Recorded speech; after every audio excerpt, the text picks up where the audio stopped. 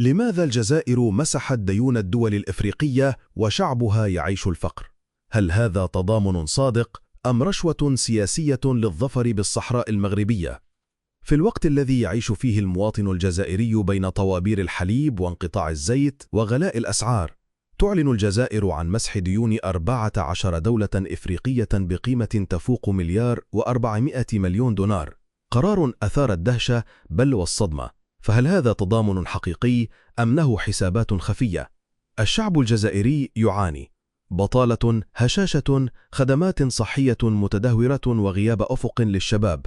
فهل من المنطق أن تمنح المليارات للخارج بينما الداخل يصارع من أجل البقاء؟ هل يعقل أن تكون الجزائر كريمة على الآخرين وبخيلة على أبنائها؟ ما تسميه الجزائر تضامنا يراه كثيرون رشوة دبلوماسية مفضوحة، الغرض منها شراء المواقف، خاصة في ملف الصحراء المغربية، حيث تسعى الجزائر إلى كسب التأييد هذه الدول الإفريقية ضد المغرب في الاتحاد الإفريقي والمحافل الدولية.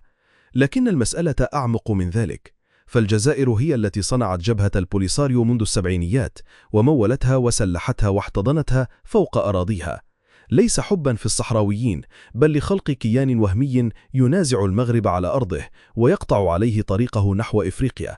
الجزائر لا تخفي أطماعها، هي لا تريد استقلال الصحراء بل تريدها لنفسها، تريد التحكم في ثرواتها الهائلة، فوسفات، معادن وحتى نفط وغاز، وتحلم بمنفذ مباشر على المحيط الأطلسي الذي لا تملكه.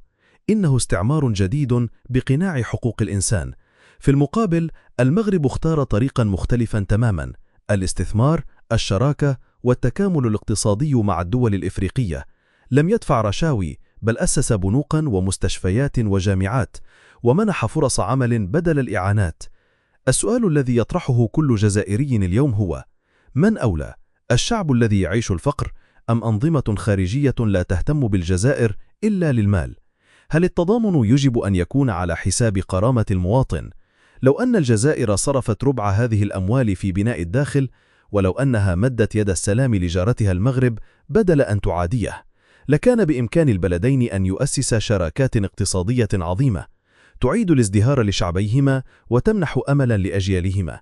لكن للأسف اختارت الجزائر أن تدخل حربا باردة خاسرة تصرف فيها الملايير على معارك وهمية، بينما الغرب والدول الكبرى هم المستفيد الأول من هذا الصراع المفتعل. فلنتساءل بصوت العقل: أليس من الأفضل أن نعيش بسلام ونزرع التنمية بدل أن نزرع الكراهية؟